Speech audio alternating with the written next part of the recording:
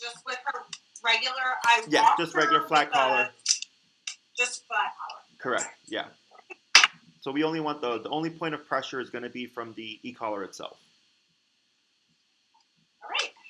And okay. And you can sit on the leash or whatever, or hold it. And what you're going to do is you're just going to present the food. We're not going to say anything, okay?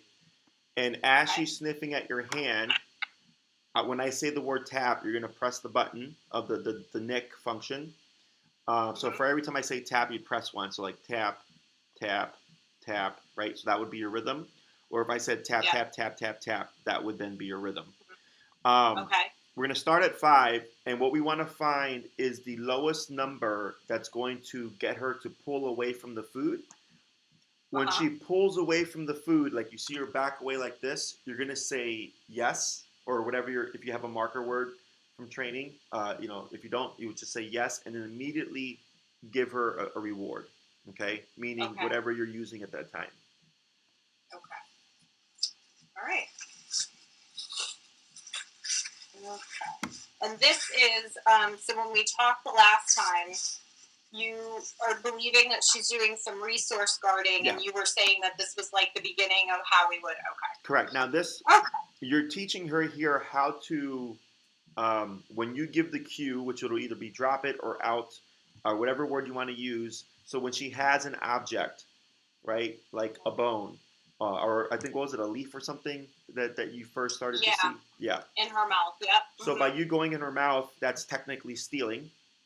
So if I tell her, drop it, and she spits it out, what we've taught her is to, to voluntarily surrender the object and disengage. So then I can take the object, and there's nothing to guard anymore because I made her relinquish it. Okay. So go ahead, and you're on 5, correct? On your collar? Yes, I'm on 5. So go ahead and just present your hand forward towards her. Opened or closed? Closed. And I would keep it like here, like wedged between your fingers, so she can like lick at it and kind of keep interest. Yep. Lost a piece. Okay.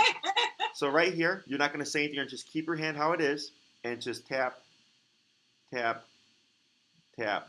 So you see how there's no response here, right? Go ahead and go to 8.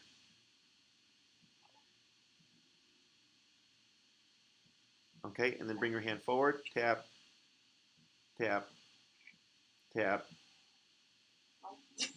That doesn't count. Tap, tap, tap. So no response here, really. We're going to go to 11. Now here she's pulling back more so because of frustration, not because of the collar. And we want it to be because of the collar. Got it. Okay. Girl, I don't think you want that number. Okay. Yep. Tap, tap, tap. Now feed. That looked like it was a response to the collar. Correct. Yep. And we're going to go ahead and reload.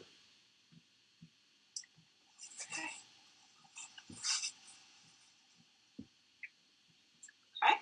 And it's just that. Lure her around, bring her back to the front. Yep. Over here. Good. Good. And then tap, tap. Now feed. Right. Go ahead and feed her.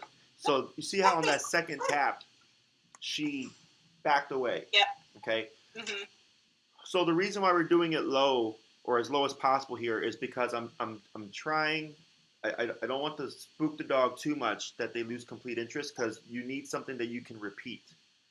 Okay, which I think last time I asked, like, does she play tug, or is any kind of activity like fetch that she likes?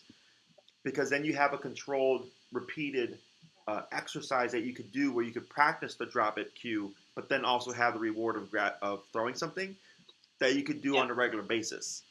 Okay. To teach the cue. Mm-hmm. So go ahead and lure her back around. You're baby girl. You got all tangled. You got all tangled in your leash, baby girl. Okay. All right. Okay, reload. Yep. And then what you're going to do here is I'm going to have you just, what's your release command? Okay, break, free. Okay. I'm going to have you call her name. You're going to, when she like kind of looks at you, you're just going to say okay. and just give her a couple of freebies. But each time you would say okay first, then a freebie. Okay? Okay. Good girl. Good. Just one more. Jessie. Good. Okay. Good. Now we're going to reload again. And because now we've got her interest. Now she's trying to decipher, when do I have to back away and when do I get something? Okay. Mm-hmm. When you present any object, whether it's food or a ball or a toy or whatever, most dogs assume I'm going to get that. Mm-hmm. And then you get that kind of behavior, right? Mm-hmm. And what I want the dog to learn is when I present something, it's off limits until I've said, okay, given the release and said, now you can have it. Yep. Okay. So when you bring out something, you're going to start to see like a default, like non-interest. Okay. And that's good. I want her to not care about it. And then when I cue the word okay, then she's like, okay, now I know I can have it. Does that make sense? Right. And we're gonna add a verbal cue to it, which will make things much more clear both for you and her. But right now, I want to make sure that it's the collar itself that's making her disengage. Because like, let's say you said drop it, and she did drop it, but you did no remote, right? Mm-hmm. Then I'm like, okay, but it doesn't allow me to use the remote to teach her to actually release it. So I tend to work backwards. I teach the behavior with the e-collar first. Once the dog has a concept and I know the collar will create the behavior, then I title it. Got it. Okay. So we'll try a couple. This is the part I couldn't figure out how to do on my own. I was like, I don't want to screw up anything she knows with the e-collar, so I'm like, I got to call him back. That's fine. Yep. So we're going to try a few more, just how you did it with having her show interest. Okay. So if you tap her once and she backs away, now you would say, okay, and feed her. Okay. Over here. Come. Hey. Right. Now, okay. I didn't hit it. Oh, okay. There you go. Yeah, I didn't hit it. She just backed off. So as soon as she comes in, immediately try to get at least one in. Okay. Mm-hmm. Okay. Now feed. Good girl. Good girl. Okay, we're going to try that one more time. Yep.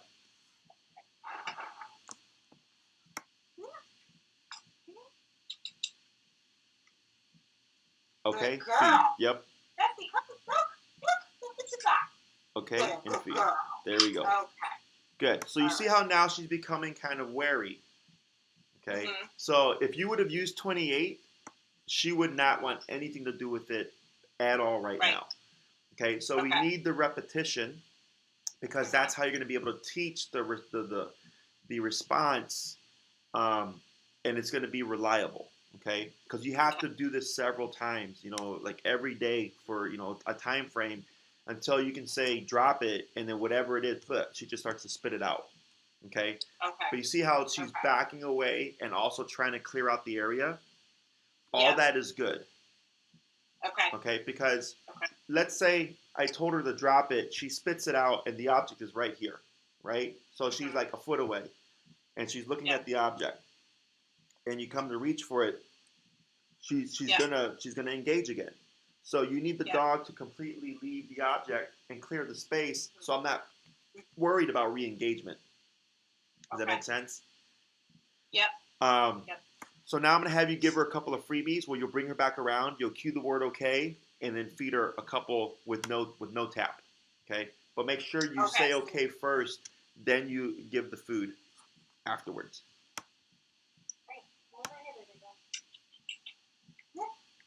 Jessie, come. Good girl. Right? So you see how she's kind of apprehensive. So you might have to use the leash to bring her in. That's why I was saying to do this on a leash because we're going to get this kind of behavior. It's okay. Yeah. Mm-hmm. Right. So I just give it to her and say okay. So cue okay, and then present it. Okay. Good girl. Yeah, just like that. Good girl. Okay, and you're gonna repeat that one more time. You're gonna say okay, and just reward. Over here. Oh my goodness. Goodness. Here. Right. It's okay. Good girl. There you go. Good. Okay. So I'm just trying to clarify for her because if you keep drilling tap when she backs away, she's going to want nothing to do with anything. So we do a couple where she comes in and she practices a bad habit. We correct it to get her to teach the back off and then okay to reward, right? We did a couple of those and then we did a couple of come in straight okay, here's the food. So now the brain starts to process, oh, if I go towards her hand, licking, chewing, sniffing, or whatever, uninvited, I get a correction, right? If I hear the word okay, I get the food, or when I back away and I hear okay, I get the food. Okay, so now she's gonna kind of like do math, doggy math, and process what exactly it is that we're trying to teach. Okay. Okay. So something like this, like I wouldn't want to do with a dog at the very beginning of training, because as you can see, it's making her wary of following the food. Yeah. But once she learns the exercise and can release on cue, we wouldn't do this anymore. So then that behavior goes away because she learns, oh, like as long as if I hear the word of drop it or whatever and I relinquish it, that's only when I really have to worry about it. And if you were still doing training with her, like if you were doing food training and luring, you can get the balance of all these things because the dog will learn like, oh, we're in training mode. I can be on the hand, right? But if mom's just bringing out a solo bone and it's not a training session, that's where I'm respectful and hanging back. Okay? So dogs can learn these individual kind of situations and contexts. It just takes repetition. Yep. Okay? So now... So for right now, when I practice this without you, I am supposed to be letting her lick it, and then tapping. When she backs off, then I say okay, and I give it to her. Then I give her a couple of freebies where I'm not tapping, and I'm just saying okay, and she can take it. Correct. Now we're gonna do a couple of more like you just did, and we're actually gonna go to the next step, which is we're gonna start layering in the word. If you want to use drop it or out, whatever your word you want to use, and then you wouldn't go back to that other approach. Okay, because that's what's making her uncertain. Okay. Right? Is she's just thinking, and which is correct, but now that we know that 11 is making her back away consistently, then I can start layering in the word, drop it, and then tapping if needed. But if I said drop it and she backed away, I would wait a moment, okay, then feed. Does that make sense?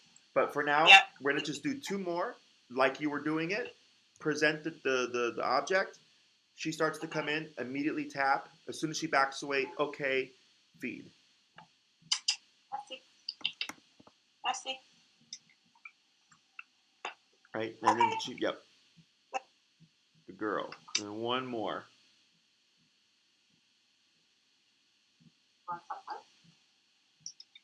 Right? Okay. Yep. There we go. Good. So now you're going to do two freebies. Two freebies? Yeah, two. You're going to do okay, and then just feed her, okay, and then just feed her.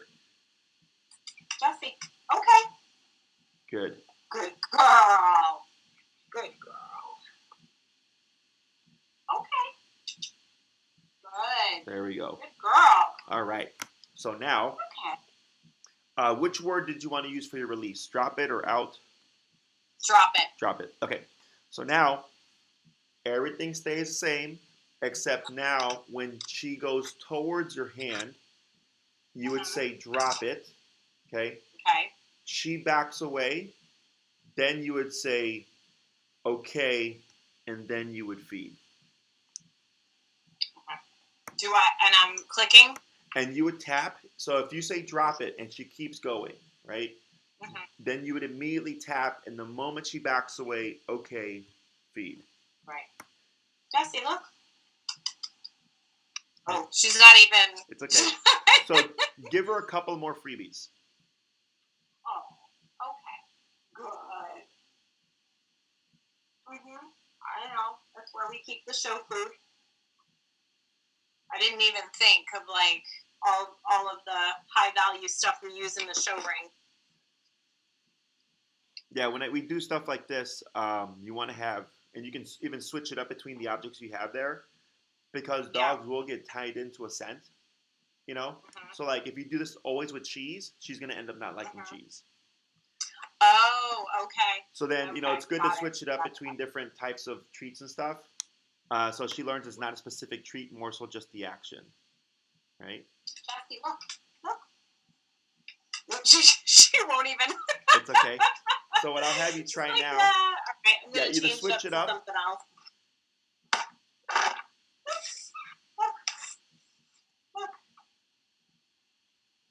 Nope, she will not lick it. Try with an open hand, and then if she goes for it, just close your hand.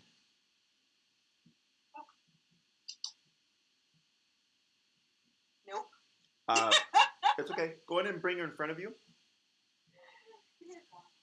Come here, you're a good girl. Okay. Nope. It's okay. And then let me see here. Go ahead and open your hand here. Right. It's okay. Now we're gonna let her just think about this for a second. So I'm watching her here. Go ahead and say okay. Okay. Right. Now go ahead and bring it to her. Go ahead and bring it to her. It's okay. Good. It's okay. When I say okay, yeah. Let's try that a couple of more times. Because what I did like is that when you said okay, she did go forward, but then she hesitated. Right. Mm-hmm. So we just have to rebuild trust here. So go ahead and present it. Right. Okay. Bring it to her. Good girl. There we go. Good. Very good. Yeah. Yeah. One more? Yeah. Okay. Good. There you girl. go. Very good. So like right there, right? So you can see how the brain's doing the math. And she's trying to decipher like, okay, I know if I just go for mom's hand, there's a correction. Mm-hmm. And what's making her hesitant is because it was a default correction, right? There were no words, there were no warnings. So she's going, Right. And then when you started saying okay, as soon as I saw her go like this, but then back away, because she's trying to think, can I trust this word okay, right? Yeah. So then on that third try, she's like, oh. So that's why when you said okay and I saw this happen and she pulled away, I was like, immediately feed her because she thought about it. But if you would have tried to wait for her to do it on her own, she ends up building more apprehension. Okay? Got it. Okay. Okay, so let's actually try one more with the hand out with the okay.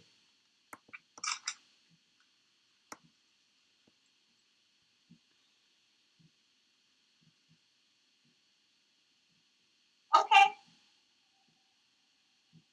Right. Now try just lowering your hand. Okay. Good girl. Good girl. Yeah. Okay.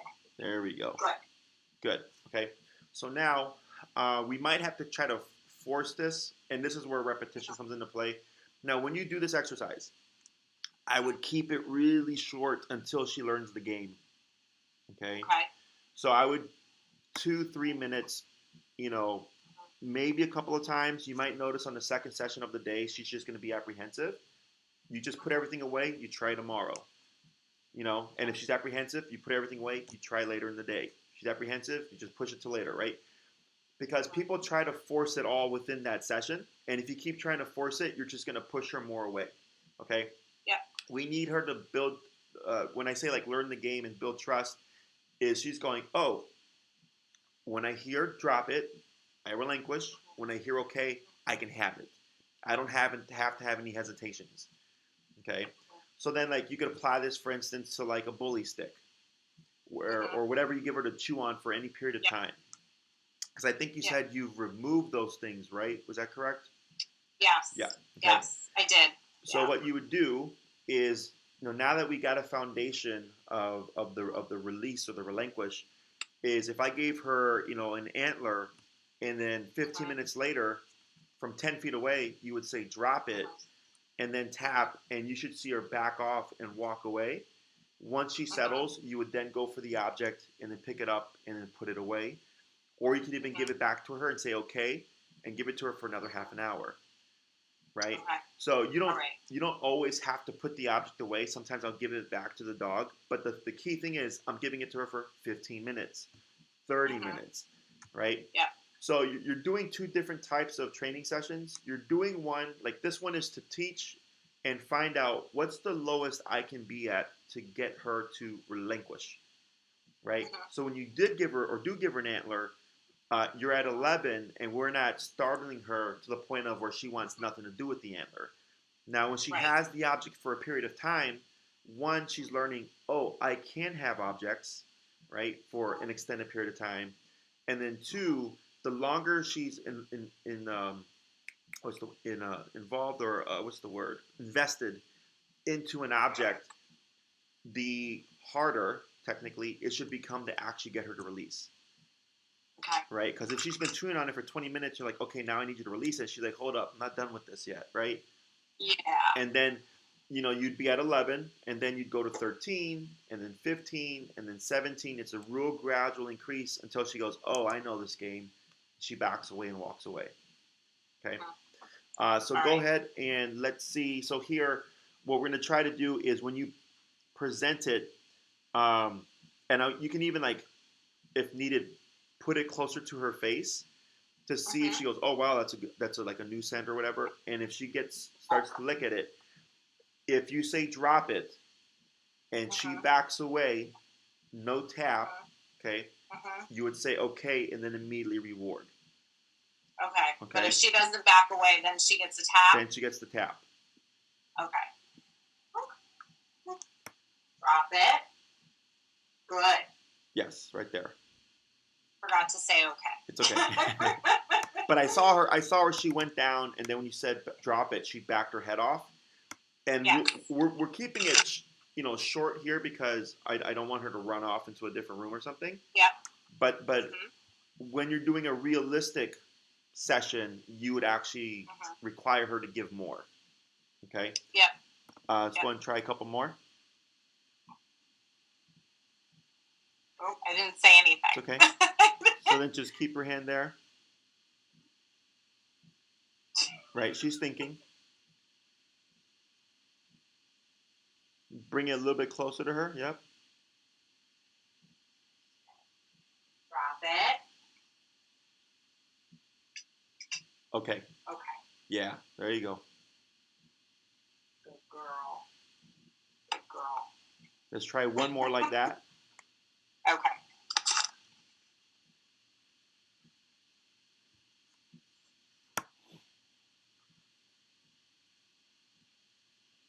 Drop it. Good. Okay. Yeah. Excellent. Now we're going to do a couple of freebies. Okay. Okay. Yeah. Good girl. There you go. It's very nice. Okay. Coming a little bit closer. Yep. There you go. Good. Good girl. Okay. Okay. There you Good go. girl. Good girl. Yeah. Good. Yeah. Now we'll try bringing it in. And now when you said drop it, did you have to tap for any of those on those previous ones? No. Okay, that's fine. No.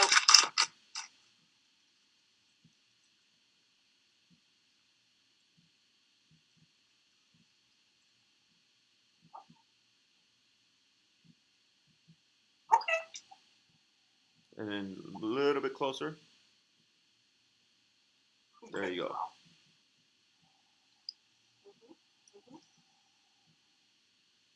Okay. A little bit closer.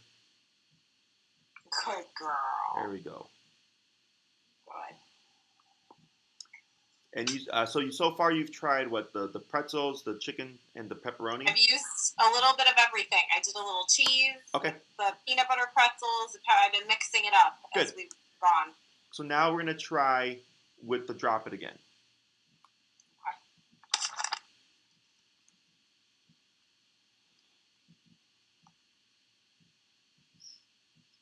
Drop it. Right.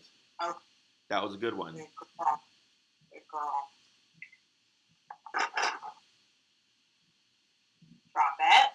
Drop it. Yeah, there you go. Okay. Now I here, forgot to hit the buzzer. yeah, so instead of repeating, so instead of that second drop it, you would have actually just given a tap. It's okay. Drop it. Right. Okay. Good. Right. That was a real good one. That was a good one. Let's try 2 more. Turkey.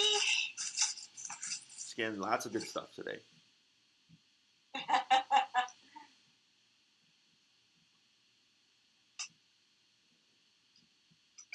She won't even. Try. You're gonna have your open palm, but you're not gonna okay her, right? When she goes towards it, you would say drop it. She should back away. Drop it. Close. There you go. Okay. Now feet. There you go. I And then, did tap her on yeah, that one. that was good. Okay. But so like Okay. let's say because it looked like she was about to get it, is you can also do the close, so that you prevent her from actually having access to it. Okay. Let's try one more.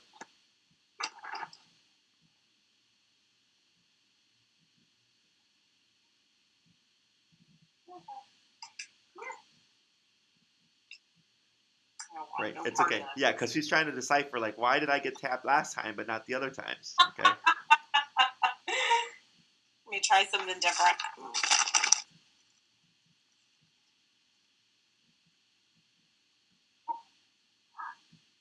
See that? Drop it. Good. Right. Sorry. And yeah. I went to my old word. Yeah. Good. This up for me, please. All your crumbs. Thank you. Thank you. Okay. All right, so we're going to pause right there. We're going to let her just kind of process the stuff, okay? Okay. Now, is this making sense? Yes, it makes sense to me. Okay. Yes. So now when you practice on, your own time, is you would actually start with using the cue now. You wouldn't go to what we did in the beginning, okay?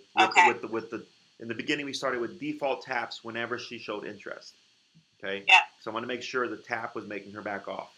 Now that we know that, you start at that level, and you could even like maybe do a little bit of obedience prior, just to make sure she's feeling that 11. Because it's possible you could jump in at 11, there's no contact, and then you're having to figure it out within the training session. And I'm trying to, because the more taps she gets within that session, like the less inclined she's going to be, because she's going to start thinking like, oh, I know what we're doing, and I'm just not going to have any interest. Okay? So if you say drop it and she immediately just disengages, we don't need to tap. You would say, okay, you would reward. Okay? Okay. So you're just trying to build the power or the, her understanding with the word drop it. Sorry, I'm just trying to get you to full screen here. So that it's instant. Because when you're out in the real world, and she picks up, something she shouldn't have, you don't want there to be a delay. As soon as you say drop it, she just spits it out. Okay. Yep. And the reasoning for practicing this so much is so that when there's even no caller, right? You're in a situation where there's no caller and you say drop it. It's so programmed in her brain that she just stops and disengages. Okay. Now this does take time and repetition. Yep. So if you do end up kind of realizing something that it's like, oh wow, she really engages with this object and has good drive for it, that would be ideal because that's something you could do on a day. Like my pit loves playing tug. She loves grabbing the rope. I could pick her up and swing her around. She's just like clamped on, right? So her drive for that tug allowed me to practice drop it every day, several times, because it'd be drop it, she'd spit it out, yes, boom, back on the tug again, right? So now if I see her with something, I say just drop it, she just spits it out because it was done so much. Plus, we did it with something that was already very rewarding for her, and she was already in a driving mode, that it made that word applicable even when she was in that kind of state. Okay. Okay. Right. That makes sense. So this release, because I believe she also guarded a space. Was that correct? Like the bed or something? It was the bed. When Okay. I was in bed with her, Okay. and she sneered at me, and she would have bit me if she could have, but I put my iPad up, and then she, like I said, Jessie, and she kind of like backed off, and she was like, oh my God. But yeah, she showed teeth to me, and it was on the bed. Okay. So here you can use like the word off. Okay. And we can we'll do a couple more with the food stuff, because the bed one you can actually practice repeatedly, because you can force her back onto the bed using your leash. So that's a little bit easier to practice. But what we're going to teach her is that off means remove yourself from the space. Okay? Or you can say move if you want a more general, because like I had a client. Off is fine. Off is fine. So it's going to be the same concept here. So once, and what I would suggest is she allowed on furniture on her own, or is it like only when you invite her? No, she's allowed on her own. Okay. Have you seen that behavior with any other space? Nope. It was just, honestly, Jessie, I think this is very specific to me. Mm-hmm. Because she'll go to bed with my parents, and if my mom kicks her out of the bed, she leaves. This is, whatever is happening with this is very specific to me right now. Have you tried to kick her off the bed since, or remove her from the bed? Yes, and I've been using, at night, I've been keeping her leash on her so that I can just, if she doesn't feel like getting off, you don't have a choice. Sure. It's off and then in the crate. Has she shown any tension? She tried to start with me, like, maybe a couple of nights ago, and I kind of, like, stood up a little taller to her, and all of a sudden the ears went down. Okay. So when we do this exercise, I try to keep it as non-confrontational as possible. Not that confrontation isn't healthy. It's healthy, okay? But I don't want to put you in a position where it's not necessary to make things escalate, okay? Yeah. So let's go ahead, and we're going to do a couple of freebies, and then we're going to do a couple of the drop-its, and then we're going to move to the bed. Okay? All right, so a couple of freebies. All right, let's do this. Okay. And a little bit closer if needed, yep. Okay. Good. You're a good girl.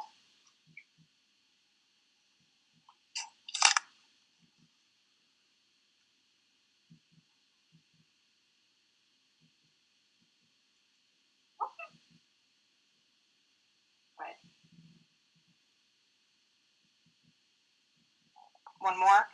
Yeah. Okay.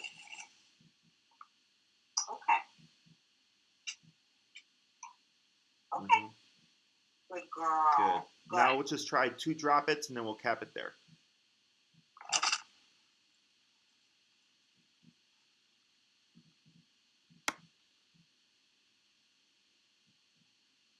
Drop it? Right. Okay. Good.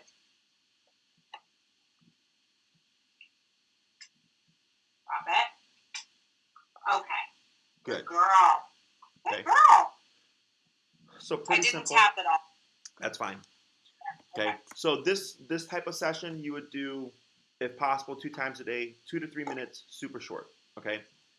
And then the real training would be you give her an object and you leave her alone, and you would do the same thing. If you present her with an antler, you would have to give permission first. Okay. Then it's now you're relinquishing it to her. You let her enjoy it for a time. Okay. 20 minutes later, from 10 feet away, drop it and be ready with the tapping. Okay. She backs off. She walks away from it. You go towards it, and I always keep eye contact on the dog, because they can potentially re-engage at any point. And then I go and I pick it up, and you can either decide we're done, or you can decide, okay, have it one more time. Okay.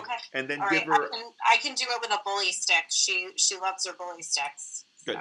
Yep. And then, like, I would sometimes, if you give her a bully stick, don't even have her drop it. Let her finish it. Mm-hmm. Okay? Okay. So, because again, if you always practice to drop it, she's going to learn like that pattern. She's like, you know what, you're going to just make me give this up anyway, so I'm not even going to care about it. Okay? So Okay. let her sometimes give her like, something she could have like a bully stick and just let her finish it so that she thinks it's not going to be a guarantee that she's going to have to give it up. Okay? Now, once you've trained the release and she's spot on with it, it doesn't matter anymore. Yeah. Because she knows the game. Okay? Okay. So what we'll do here is for this, you'll bring her up on the bed.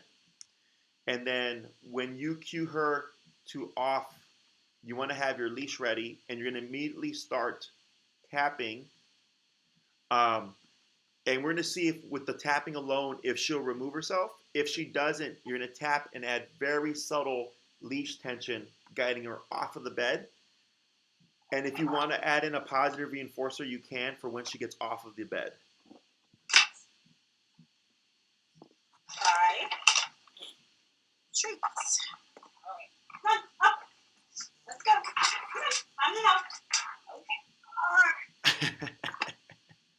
I have a slippery floor, so she needs a little assist. So, Jessie, off. Okay. I didn't do anything. Okay. So here, when you bring her on, keep your hand on the leash. Okay. Because as soon as you cued off, you want to kick in as fast as you can, at least with one tap, so that it's associated with the behavior of removing herself. Right. Come on. Up. Jessie, up. Come on. Come on. Up. Up. Oh. Come on, Jess. Okay. Oh. Jessie. No. Right. Yeah, prevent her for a moment. Yep. You know that game already. Jessie, off. Tap. Good. Good. And then feed. Good. Good. And we're going to repeat that. We'll do that 4 more times. So we get a workout today.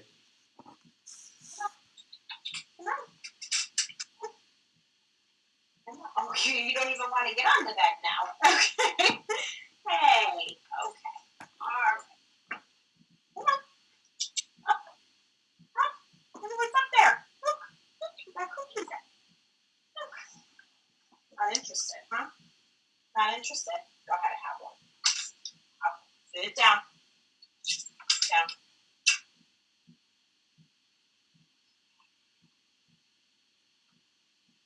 That's the off. Right. Good.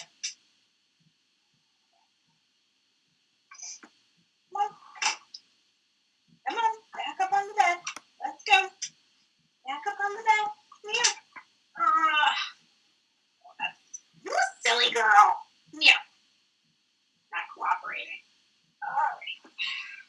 Good. And try it from a different angle. Try like coming maybe at the end of your bed there when you cue her off, because she's gonna start picking up on your positioning, and then she's always gonna jump off whenever she sees you like that. Right. Off. Yeah. Good. Good. Good. Just 2 more. I know that wasn't very fast. I know that. Hi. Come on. You silly girl. You're making me work for it today, huh? Sit down. Sit. Thank you. Jessie, off. Right. Good. Okay. And then 1 more. Okay.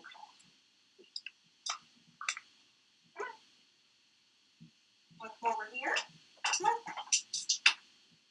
Oh, no, I'm not picking you up, baby girl. Come on, you gotta go up on the bed. Come on, up on the bed. Let's go.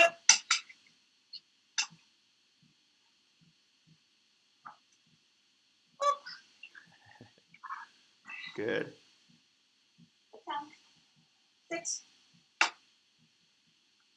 Jessie, off. There you go. Good. Excellent. Okay. So here, this exercise, very similar. you can drill it like that, right? And you can do reps of 5 because it's very easy Okay. to force her back on again because you could just put her there, Yeah. right? Whereas with the food, if you keep pushing it in her face, she's gonna just keep backing away, so you don't really have that. Right. And you can practice the off when she's on the couch, if she's on her dog bed, if she's on your bed. Mm-hmm. You know, anytime she's on an object, you can see that as an opportunity to practice the off, right? So, like, I'm assuming she has a dog bed somewhere. Yes. Okay. Yeah. Downstairs. Yeah. Let's say she's got her collar on and she's on her dog bed on her own choice. Okay. Mm-hmm. I really don't care that she's on her dog bed.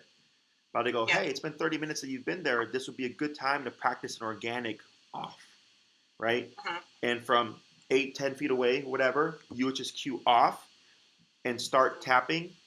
And when she moves, and if you happen to have something available to you, you could reward it, okay? And then, you know, if she's on the couch just lounging around, and you're like, oh, you've been lounging there for an hour. That's a good time to practice the off. Whenever a dog is engaged or has been doing something or is invested in something for a period of time, that's why I most expect to see conflict, right? So if she's been sitting at the edge of the bed for like an hour, right, and then you come in and go, hey, off, that's where I'm really anticipating I'm probably going to see some kind of conflict here, right? So when you do the repeated offs like this one, that's to get her to understand the association of off, get off more quickly. And the practicing the off command when she's been actively doing something for a period of time is to build reliability in a realistic context. Okay. Yeah. So that when you come back into the room and you're thinking like, oh, like I think this would be a moment of tension. So you would cue off and then she just jumps off.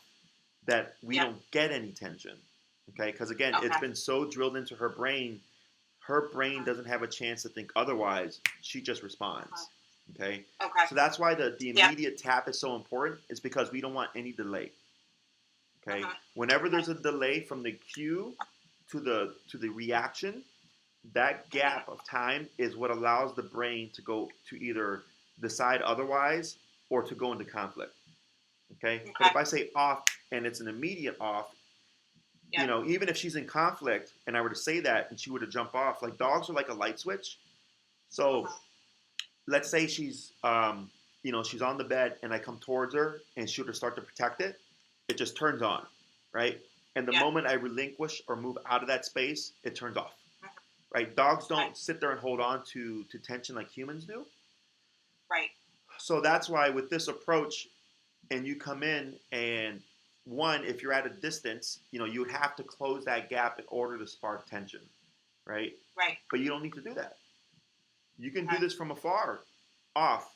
She just jumps off. I do it completely around the tension, okay? And you might find yourself one day, maybe you slip up and you get too close and maybe she were to start guarding. You wouldn't keep pushing. I would just maintain where I'm at, say off, and then like think of it as an experiment. Like, is this going to kick in? Because then she goes, oh, boom, and she just removes herself. Yeah. And then there's no more tension, okay? Because she's no longer on the object that she can guard. Okay. So that's the positive about resource guarding, is you can completely work around the conflict with the e-collar. I don't need the dog to be in a pissed off mode for me to get them to relinquish something. I can do it from afar. And if I've drilled it enough and by accident I spark conflict, and like let's say if that were to happen and she were to be like protecting the bed, don't think you have to be mean to try to get her to remove herself. You don't go off and try to be big and tough. Off. Whatever tone you've been using. Because when you bring in energy and the tension, right, and conflict back, now you're sparking more conflict. Okay? So, and that's a very common thing that, you know, people do is when their dog starts growling or barking at them, they try to get bigger. And it just escalates the situation. But I'm just like, if I've practiced this enough, I'm going to see what happens. And if it doesn't work out, I can move back to ease up, to not push conflict. Because the main thing is, I don't want you to push conflict and then get bitten or something. Yeah. Right? Yeah. And if the dog wins one battle, it's not detrimental. Okay? Yeah. It's when a dog wins several battles consistently that becomes detrimental. Okay, but that tells you Yeah. like, oh, we have something to work on. Go ahead. Yeah, no. I was going to say that what really hit me, you kind of said it now, but then you said it the last time, is that the ego gets bigger, right? Because at first it was just starting with like a little bit of a lip curl, right? Yep. And then it was like showing teeth. And then, so I think we probably, if I added everything up, it's probably been 7 or 8 times where she's like, oh, if I do this, I'm going to be able to get away with it, right? And so to your point, that's what I'm trying to dial back. So, okay. And now... Okay. Now that you're putting rules to things, so whenever you give her an object, okay, you want to give permission. Yep. Okay, so like let's say later on when you just want to give her a biscuit and you present the biscuit, she shouldn't just go for it. She should hesitate now. No. And then you would say, I always okay. make her wait with her food, with her treats. She has to place and wait like until I say okay. So she's very used to that. So what we're going to do instead is don't place her. Okay. It's just present the object. And she's in free mode.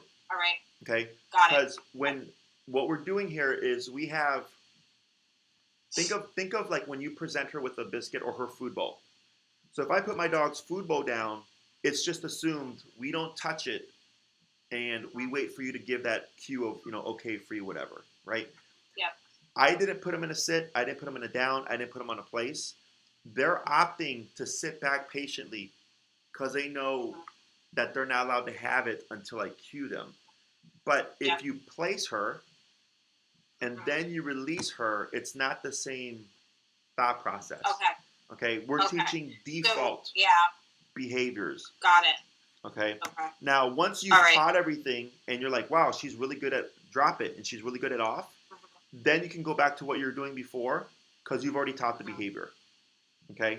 So, like, an example would be like, let's say dogs jumping on people. The most common approach is teach your dog to sit. Right? That's the most common approach that trainers use to stop jumping on people. And I go, okay, but that's too complicated. Because now you have to teach the dog a behavior to do instead of another behavior, right? And I go, why don't I just teach the dog not to jump on people and just correct them, right? So then what ends up happening is the dog learns, if I jump on you, a correction happens, but if I don't do that, nothing happens, okay? Which ultimately does end up with a dog sitting, but they're very different approaches. Because I said, don't do that. And the dog goes, okay, not an option. What's another option? And they decide that, right? But if I say sit, I have to teach the dog to sit and then make the dog focus to sit when they're jumping. Does that make sense? So it does. So because she does this, I mean, I know I knee her when she jumps up on me. She never responded to like turning my back on her. She'll just jump on your back. Like none of that ever works. Right. This same kind of idea where you're tapping, is it still off that I would use? When you want to create a default response, like don't jump on me unless I invite you, okay? Right. Is I come in, I ignore the dog, and I would anchor myself knowing you're going to jump on me, and I allow the jumping. And the moment the jump happens, you can do the e-collar or you can do the knee. If she's still jumping on you, that tells me that the knee correction is not firm enough. Okay? It has to be firm. Because, like, let's say, and you might knee her and she flips and yelps and goes on her back, and then I just walk through like nothing happened. Okay? Which sounds like a jerk. No, I get it. And then the next time you come home and I give her the opportunity, she's not going to jump. And the next time she doesn't jump, and she doesn't jump, and she doesn't jump, right? That tells me that one correction resonated, and now every future opportunity that she has, she's no longer doing it, right? That's how it's supposed to work. So I would suggest you actually correct the jumping with the knee and not the e-collar, because you will become dependent on the e-collar, for that. And I want her to respect you naturally.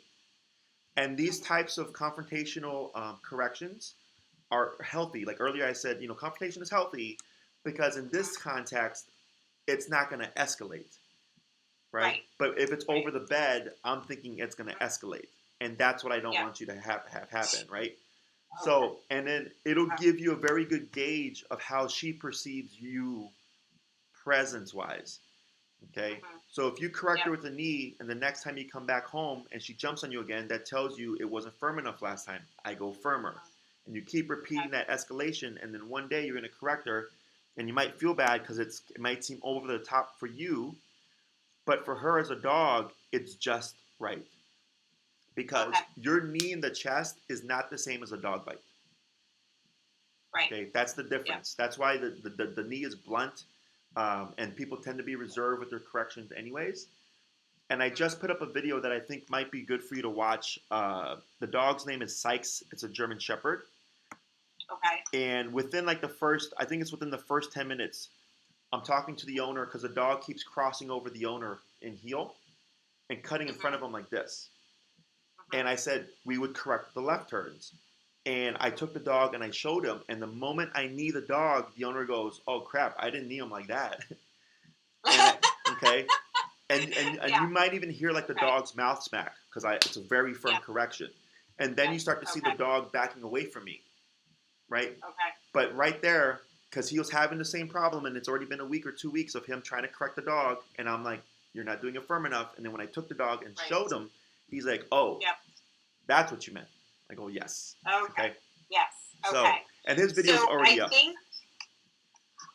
I think the other thing that we talked about, and we don't have to go over this today, I just didn't want to lose the thread, was she has a little bit of anxiety when I leave her. Is there anything, because you had mentioned the e-collar, like when I'm getting ready to go out and she's not coming to like tap it? Yeah, I saw when you left to get the treat, she was whining. So what you would do is with the e-collar, you can test this approach and see how it works, is the moment you start getting ready, let's say you know her trigger is when you put on your shoes. Have it already ready to go. Okay? And when you go to put on your shoes, if she comes running towards you like, "Hey, what are you doing?" you would remote right there. Okay? And I would keep remoting, and then you might see her back off and like jump on the couch and lay down. Then I stop because now you've disengaged her from what you're doing. Okay? And then you would leave, and you can, 15 minutes, 30 minutes, and see, does that resonate for her for the rest of the time that you're gone? Because anxiety can always come back. Yeah. So if the dog sleeps and then wakes up and then realizes, "Oh, you're gone," anxiety can trigger. Okay? So if that ends up being a problem, then like a bark collar might be the next step because it'll correct her even when you're gone. Right. Okay. That makes sense. Yeah, but I would start with this approach first to see if it does resolve the issue because it's possible that it will. Yeah. Okay. All right. So we're practicing drop it and off, and I will talk to Maria about scheduling a follow-up with you then. Yeah, I would give yourself 2 weeks. Okay. At least. At least 2 weeks to have plenty of time to practice, and then we'll see how it's going. Okay?